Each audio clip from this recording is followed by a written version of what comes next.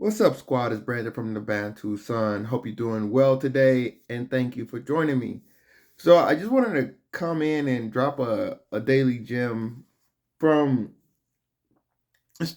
from just the understanding of geopolitics. So, you all know that I'm really into the geopolitics, and one of the reasons I love geopolitics because it's my way of establishing rules not only for the global order of things, but also the order of my life.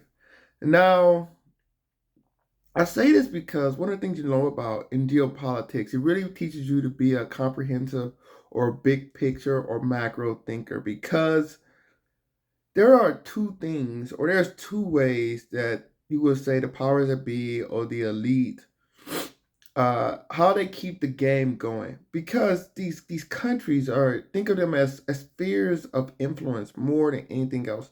This is why all the relations between nations, as tensions escalate and de-escalate and become more friendly, it is all based around trade, giving access to their spheres to other nations or other elites who can access the market, who will make money, that ability to control who enter and exit, that power. This is all based on a control sphere of influence by these elites, which supports the government sector. Now, some form of elites are stronger than others, such as the United States is a very strong and established elite, which basically translate into continuity and consistency. When you see countries that are constantly in turmoil, Sudan, for instance, right now, it's usually an underlying battle between the elites trying to establish some form of supremacy or disunity between the elites, and they're trying to assert their dominance.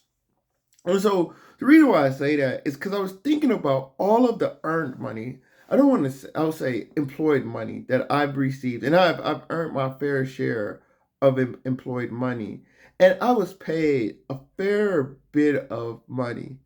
But for the work it was, for all intents and purposes, it was useless. So what do I mean by that? Well, as I said, the elites usually employ two forms of subversion on how to control the masses. One is just omission, right?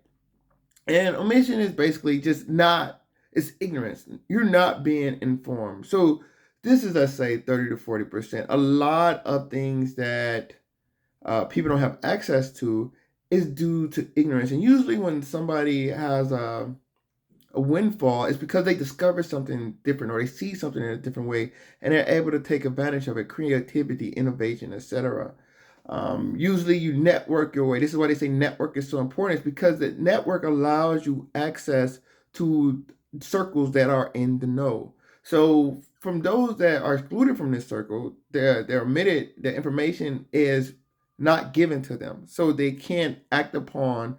They can't act in a very intelligent or let's say highly beneficial way. They can only act upon information that is available to them. The other form, which is pretty much the most common form of control that I think that is employed, is a sort of muddying of the water, this obfuscation, this misdirection, basically putting people in a box and shaking it up and not letting them get oriented. Constantly with the headlines news, constantly look left, no, no, look right, oh, look left. And that is what I mean when I say a lot of the work is low value because that money I received, although it was a decent amount of money, and you would think, oh well, I'm getting paid a fair amount of money. This work must be important. What it really was just an anchor to tie me down, tie my time down. More of a daycare for an adult. Was it really a value added activity? Was it really value driving activity, or was it just a puzzle of perceived value that was used to keep me bogged down and anchored in place, not looking at all the other aspects of the world behind me, around me, not living a complete life, not really understanding the game that is being played.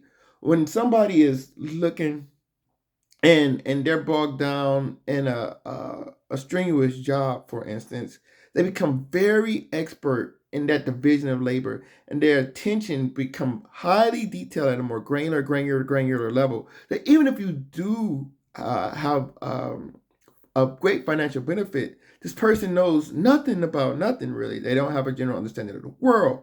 They don't have an understanding of finance and economics and how they work, or sales or business organization. Uh, let's say they're a carpenter. They can build you an amazing cabinet, of course, and this is highly valued. But they spend all the money they earn building that cabinet on services provided by other people because they don't even, and then they have to trust these other people. And this is when you have to start worrying about con men and things of these nature. People that's selling a dream to you. You know, they seem magical. Oh, this person can give me great returns year over year. I have to give them my money, and come to find out this person is not who they seem. But you wouldn't understand that because you never really thoroughly analyze business organizational structure. And this is where I talk about how geopolitics allows that ability, allows this ability to think broad scale. So you're never, you're always able to separate the forest from the trees, so to speak. So I just wanted to drop that because it is very important how you spend your time. For those that don't know, it is the most valuable resources an individual have. We all have the same amount of time in a day. No man or woman is more rich than the other when it comes to time. It's simple your utilization rate and what you do with that time. Don't spend that time always looking down. Spend that time looking around and looking up as well, understanding where you're at. Works for the individual, it works in geopolitics. Love to hear your comments below. Like, share, subscribe if you enjoy the content. Until next time, take care. Bantu up.